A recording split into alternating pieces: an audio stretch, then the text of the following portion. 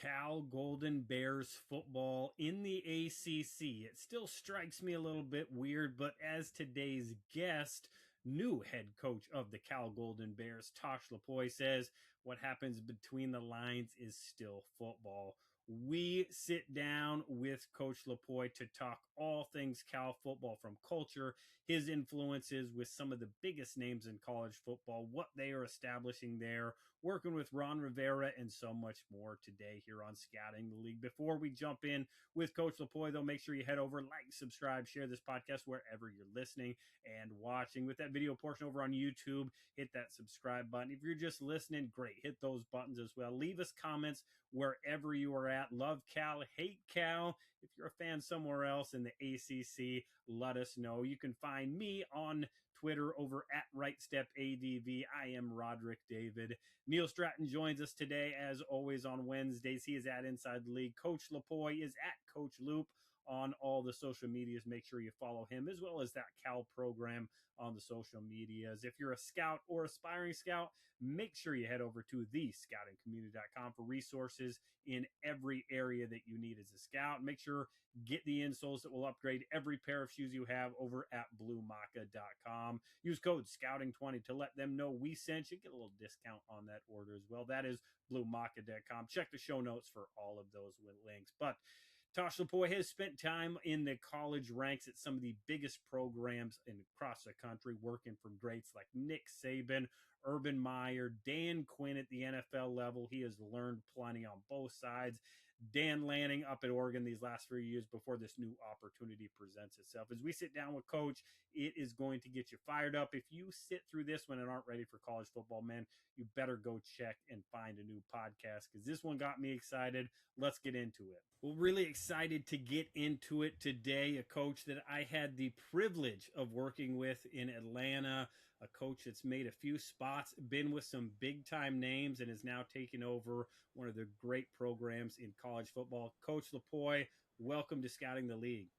Fired up to be here, man. Appreciate y'all having me.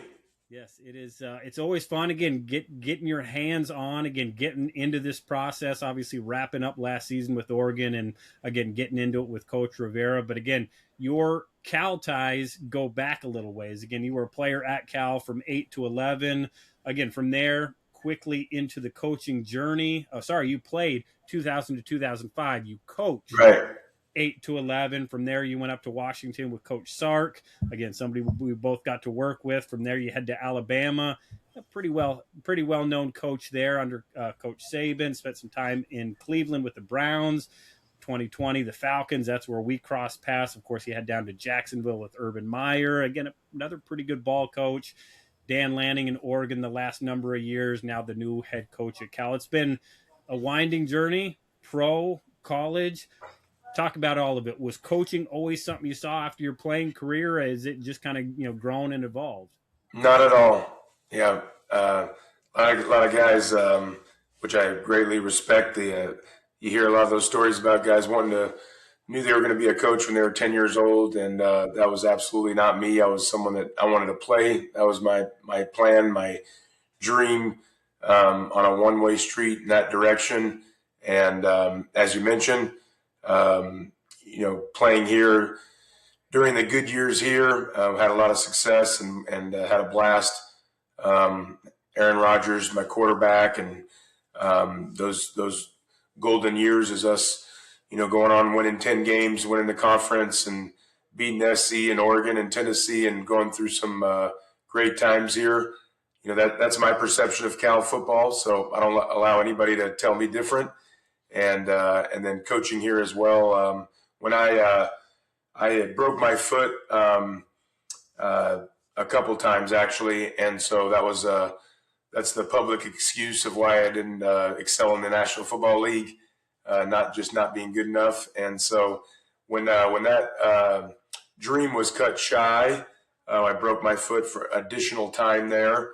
Coach Tedford gave me a holler and offered me an opportunity here. So including the playing time, graduate assistant coaching, I was actually here for a span of over a decade, and amazing time. And then, as you mentioned, left the nest and one of the best things I could have ever done, to go truly believe you are what you consume. And so when you do have a growth mindset going on with Coach Sark, I was actually there with him at University of Washington for 2 years, and then 5 years at Alabama with Coach Saban, off to the NFL, Jacksonville, Atlanta, Cleveland, and it was a great experience. Coach Lanning was my graduate assistant at University of Alabama, and so we started a great relationship there, stayed in good contact, became cyber coaches during COVID,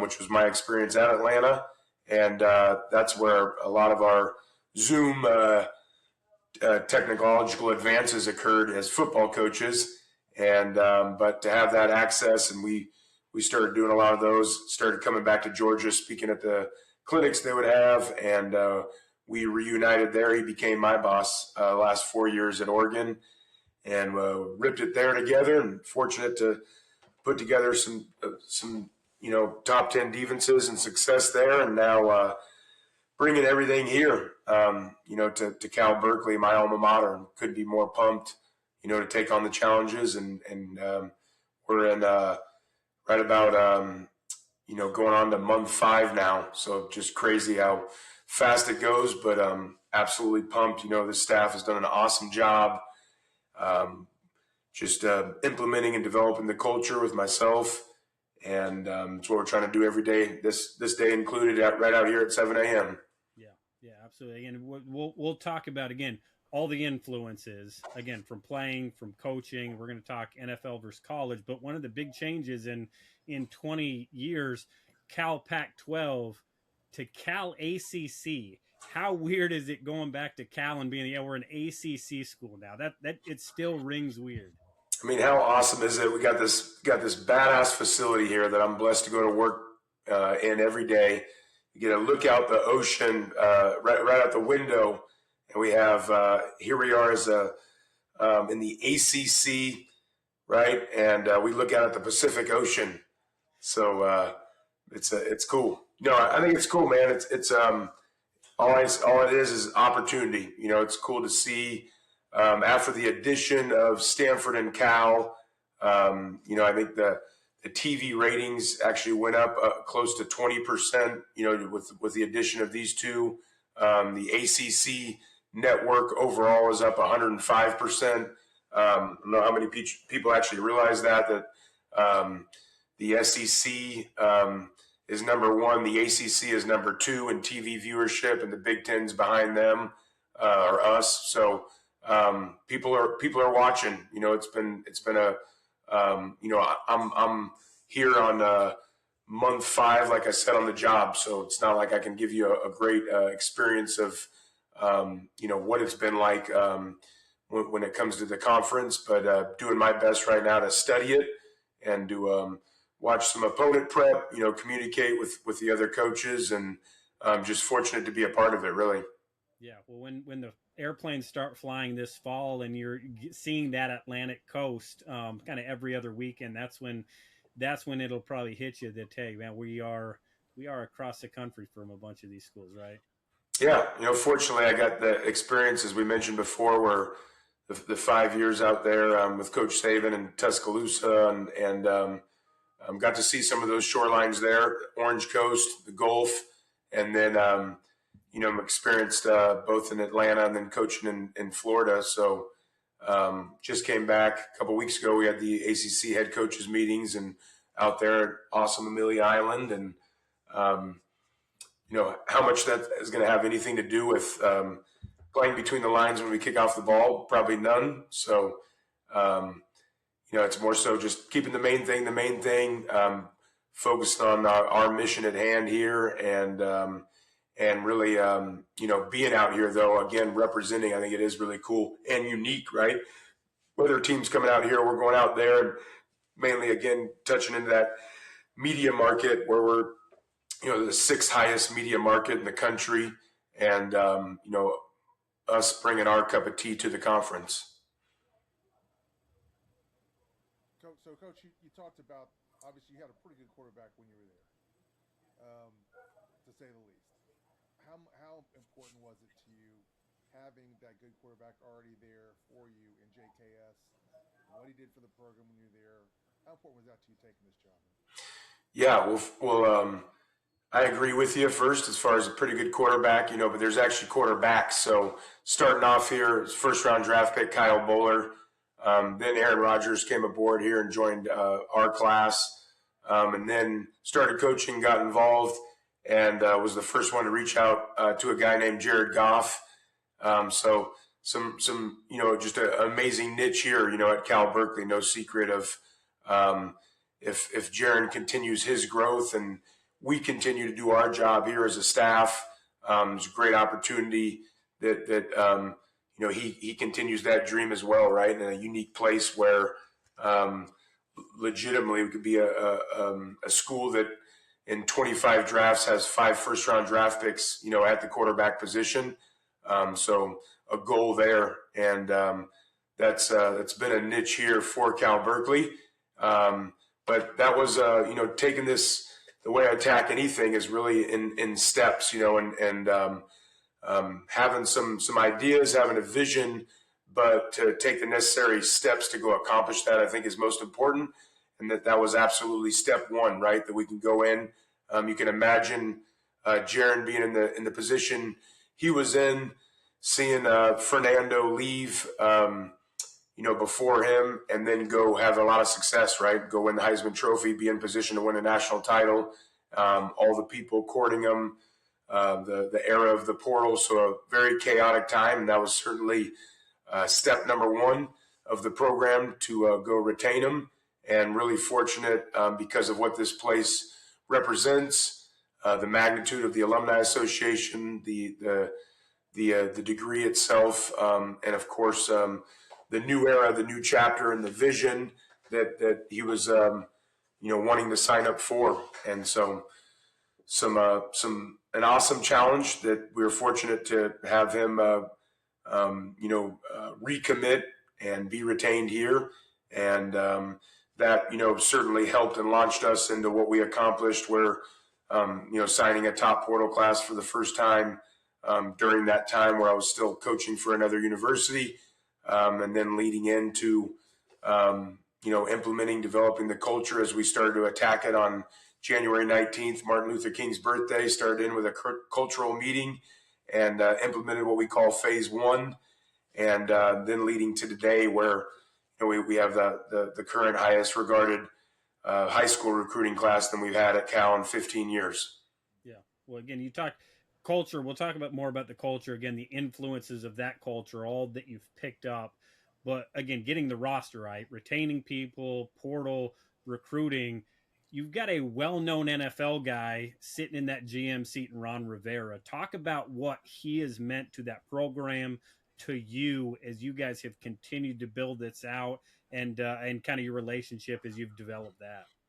Yeah, I mean, Ron, it's awesome, and for me, being in that amazing situation, having the success that we had at the University of Oregon, having another playoff run, and being with an awesome leader and Coach Lanning and Phil Knight and everybody there, with some great relationships.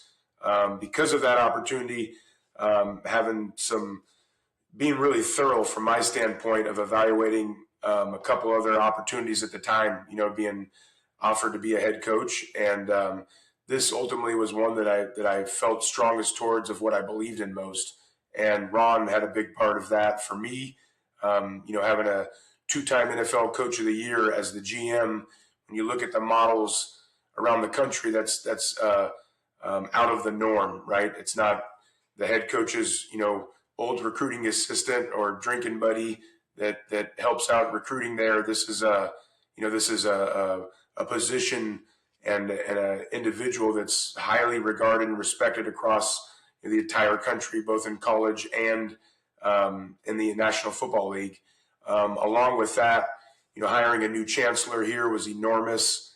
And Chancellor Richard Lyons, it's been awesome, but has really voiced the support of Cal athletics, Cal football, understanding the value of having a highly regarded football team, and what that does for the whole campus, and what that does from an academic support standpoint, the other sports. So all that meant a lot to me. And for me, ultimately I wanted to be a part of that, So Ron, his expertise, both as a former big time coach and just, widely regarded individual in the whole community, really. I went and supported him a couple weeks ago. He was inducted into the Hispanic Hall of Fame over there at the Las Vegas Raiders facility, which Fernando was also inducted into as well.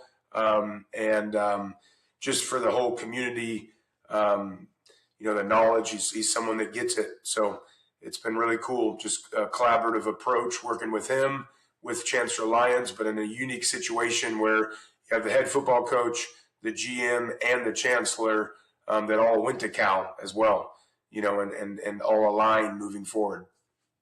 Yeah, and that alignment was so important. As you said, again, you have to start building out a roster and, again, retaining your players, battling the transfer portal, get into high school recruiting. You were still trying to win games with the Ducks, put together a defensive game plan, all that. How important was your relationship? And again, talk about just the process of that. Hey, I'm trying to win games and also build another program, 2 full-time jobs when, there's rarely hours enough in the day for one full-time job in this business. Yeah, it was a hell of an experience. So thankful it's over.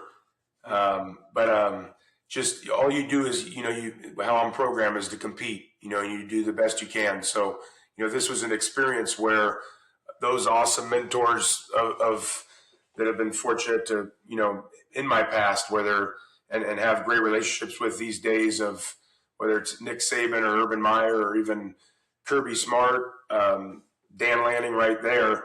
These are this is more foreign territory. So it's not like you necessarily can call your mentors that you normally call or go to when they haven't been through anything like this before either, just because of the ever changing of college football and the time span of the portal, going to the playoffs while you're coaching through it, being named head coach during that time. So what you do is you go on the attack, compete, and try to do your best with it, right? So, we were at that time named the head coach. We were going into our first playoff opportunity. It was post. We had just beat Washington, and we were going into the playoffs there, playing JMU, hosting them at Oregon, and that was the time span that we're talking about. So trying to juggle being named the head coach, retaining our quarterback, starting the process of the portal, hiring, an entire staff here, while game planning going into the JMU game. And then that continued in, obviously after winning that game. Then we played, in Miami, playing Texas Tech there during that whole time as well. So not a lot of sleep and, not a lot of choice. So fortunately, just rolling your sleeves up.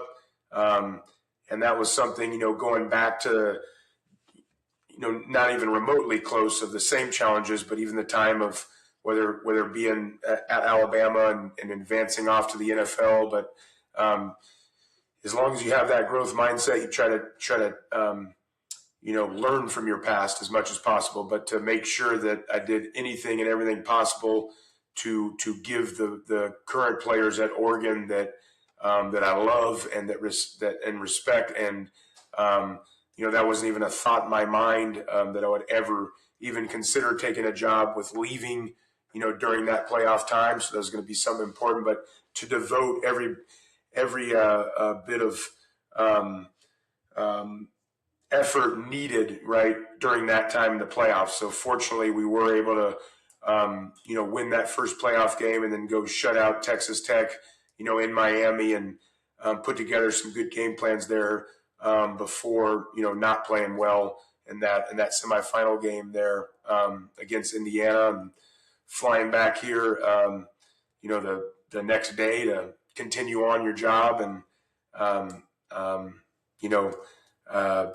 fortunately be a part of us again, having all that success that we did in the portal, bringing in the right guys to complement, and then also, the things that isn't mentioned enough of you're also battling on your own team of retaining, and then during that time when the news hits and you are leaving, or the rumors of you leaving when you're at the other place too, it was really important for me to, in the respect and love for Coach Lanning and those relationships there, to do it the right way, continue and,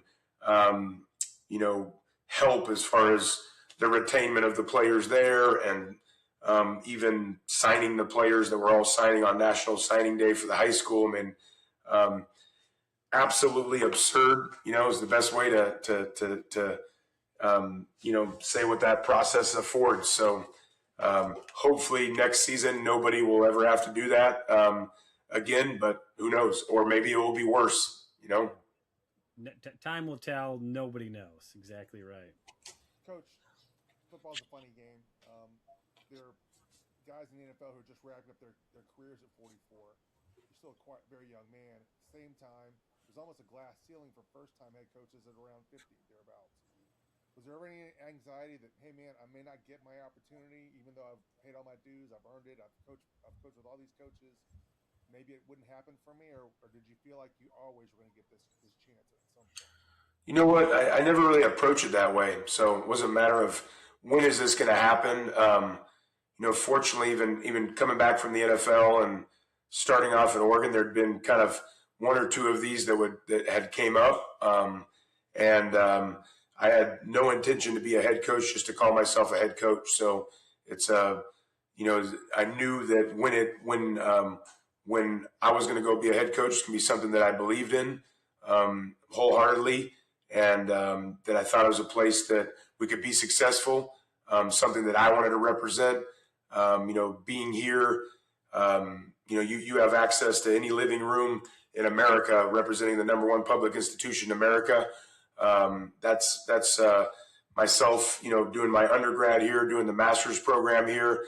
It's something important to me that following through, competing to go get a degree, and not just a degree, but a powerful one. So that's something very attractive to myself. And then again, a place that I believe that we can go win at the highest level. Coaching in 3 different NFL conferences, always something that I knew was really important to me, that it's a place that has a strong NFL tradition that people care about, and that's the balance of a highly regarded education along with those things of winning and being a part of a strong NFL tradition. That's ultimately what attracted me most, being here.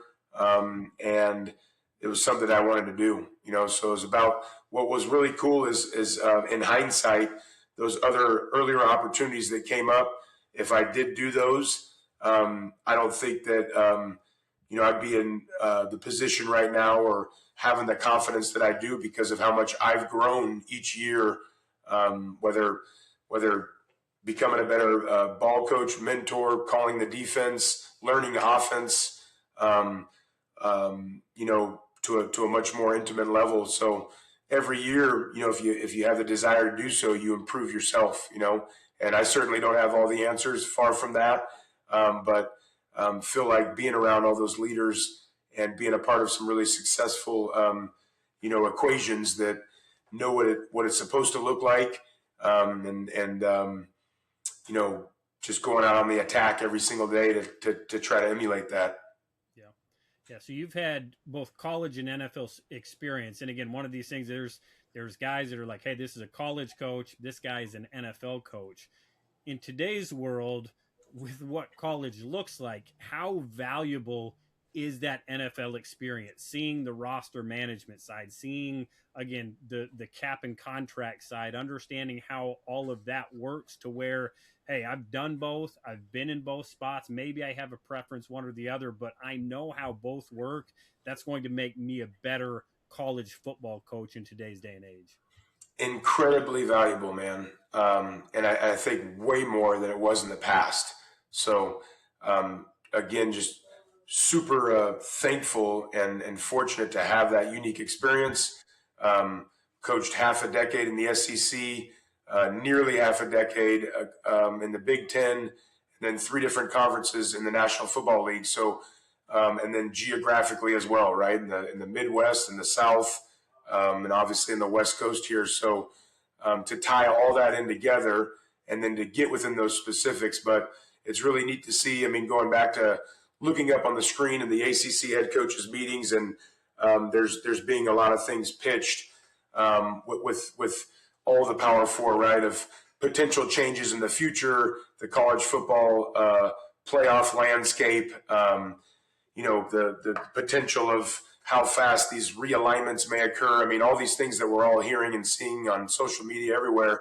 But to see more and more things being pitched, and I'm looking at them as if they were meeting directly with the National Football League, and right down to the terminology of what phase 1 means, phase 2, phase 3, going through that is really cool. And really what's happening in college football now, where you are afforded so much time with your players that it's nearly, you got to stick to a certain amount of hours and an amount of padded practice rules, but there's way more flexibility, and you are afforded so much more time within college football. So being ahead of the curve, that's what we've already done here, and have just implemented kind of those different phases, and of course, sticking to the rules within the NCAA guideline of what we can do and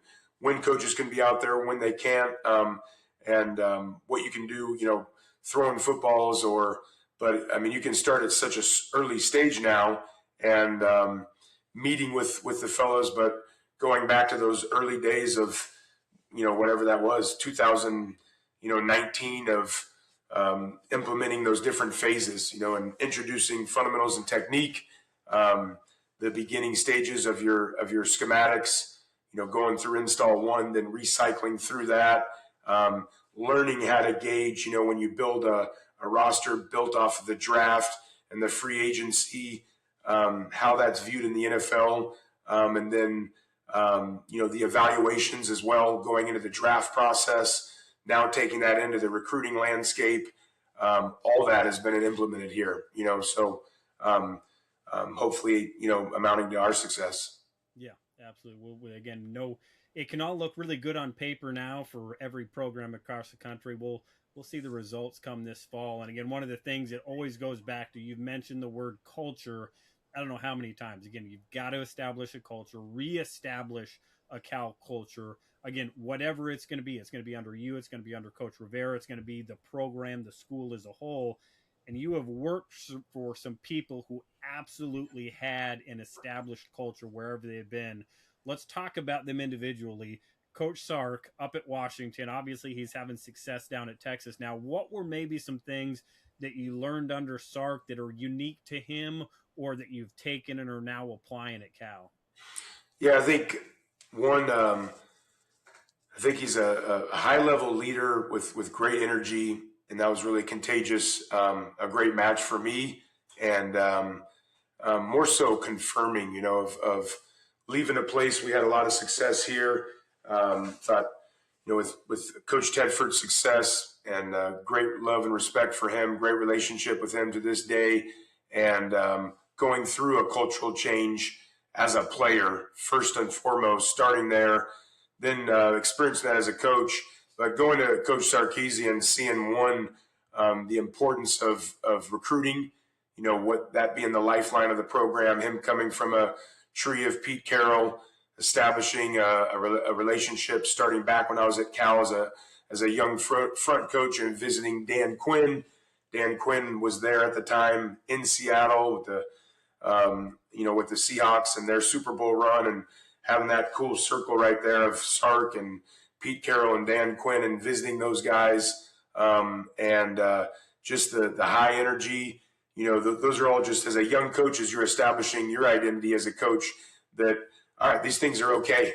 I can be me, so not trying to be someone I'm not, celebrate my skill set, be really curious about the things that I need to strengthen as a coach, and then strengthen, what I do know as a coach and what has gotten me there. And so those are the things that stood out with Sark, and then moving on to the next 5 years at Alabama. Again, whether it's said a different way, but seeing the importance, the value, and just how much it was stressed of talent acquisition and how important the value of recruitment of great players, learning to be a better coach, and continuing that as well, and then applying it to everything. At that time, for whatever reason on the West Coast, if you looked at all the highest regarded recruiting programs, and at that time the SEC and the dominance that they had established at that time, but you see the importance placed on recruiting. And so really seeing, why can't you be a great coach and a great recruiter and not necessarily pick a pathway? That's what really stood out with Coach Saban. Is this is arguably the greatest coach to ever walk the planet, and he's the one reinforcing the importance of this, of bringing in great players here, as well as coaching at an extremely high level. And so that was enlightening, that you could do both and try to do both. So grow in all aspects from him, and then just the consistency of that.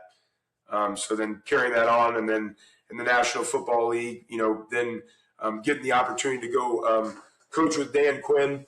I had a bit of a man crush on him at that time. So when we had some really cool opportunities, one the Arizona Cardinals, a couple others that probably thought we were doing, an opening happened with the Atlanta Falcons.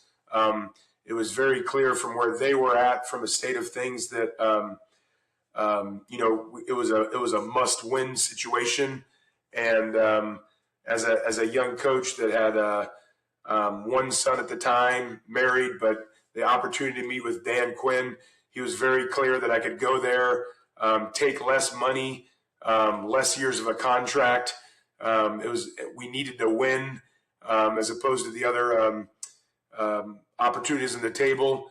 And it was like, absolutely, let's do it. So, but that was more so, just the belief in him. And for me, every decision I've made is to grow, to get myself better and to learn. And so now to be a part of all these high level leaders, take bits and pieces from every one of them. And now to be in this chair now, do my best to apply what I believe most in. What's not going to happen here is a copy and paste program, or, taking the paperwork for Nick Saban and say, this is who we are, and changing the logos. It's going to be taking pieces from him and back to Sark and Kirby Smart and Raheem Morris and Urban Meyer and all these coaches that I've been fortunate to coach under or with, and put what I believe most in, and go on the attack. Yeah, absolutely. It's an outstanding group. Again, it's easy to sit there and listen to Dan Quinn and walk up and go run through a brick wall for him. He's a special human, special football coach, and again, I think we both learned a lot from that one. Again, let's wrap it up with Coach Lanning. Again, your Oregon years, highly successful since he took over that program. Again, multiple times in the college football playoff. Again, expectations through the roof. Again, in a lot of ways, kind of becoming an example of what everybody else in the country is trying to do and become. Hey, Phil Knight, that's a bonus. But if Dan Lanning's not right, then nothing else is right. Talk about, again, the last number of years there, and again, just taking those pieces and what he did at Oregon with you down to Cal.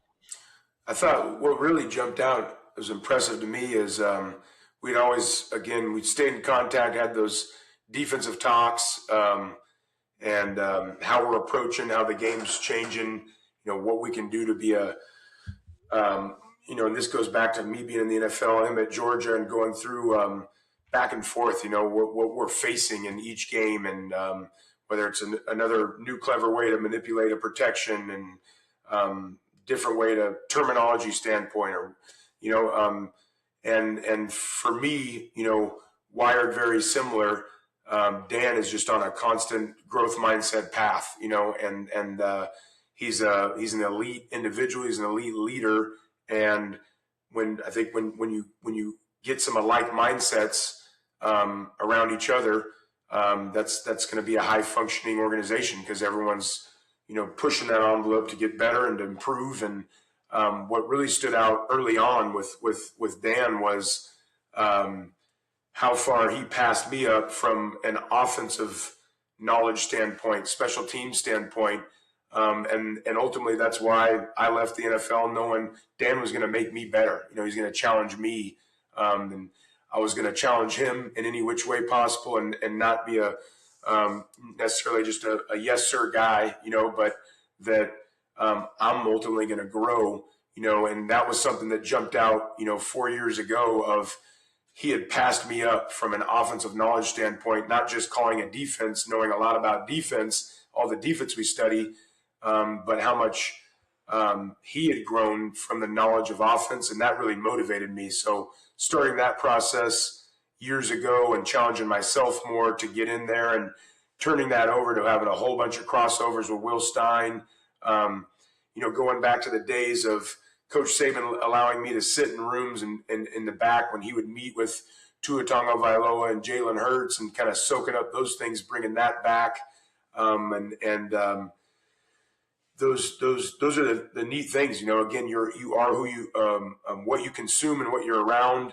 And so being more deliberate and having meetings with Bo Nix and Dylan Gabriel and Dante Moore, and how they see things, tying in all that experience with the NFL, learning just as much from high-level players than any coach out there, meeting with those guys. I remember back in the day working where we're at Atlanta, and going through a specific man zone ID with Matt Ryan in the red zone that we kind of got him in, and him coming in and talking through, like, those are impactful moments of learning those things, and also learning, what you're actually wasting time on, where certain stems or back end disguises that they're not even looking at, and drawing specific cards versus shells that will never even apply because they just get converted from an offensive perspective.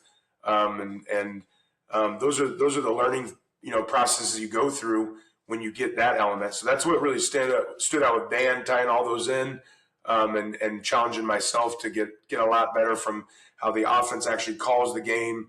When you get a better understanding there, man, how much of a better defensive coordinator it makes you, when you tie those things in, and actually how you're looking at the game, studying the film now. So I'd say that, he's big time, man. He's lights out. So there's a lot of those things where I think he took some commonalities of those leaders that were both around Kirby Smart for a number of years, Coach Saban, obviously, and those other guys too that were both fortunate to be around. But you see those things really surface with him as well. Yeah, absolutely. Coach, as we wrap up, you've been highly decorated as a recruiter. You've talked a number of times already about the value of recruiting and how important that is. Is it something that you can impart to your staff? And if so, how have you done that since you've gotten that? Yeah, I think first of all, absolutely. And it's just, again, it goes back to what you truly believe in, right? And and so the first meeting we had, that tone is certainly set, of what the importance is, how we're going to go about it moving forward. And ultimately, I'm not going to control, what people, the perception of myself when it comes to whether media or fans, and recruiting is a big deal, obviously, out there. It's something that can be followed heavily, and becomes kind of an intimate relationship with, I think, a lot of fans when they get the access to the recruiting.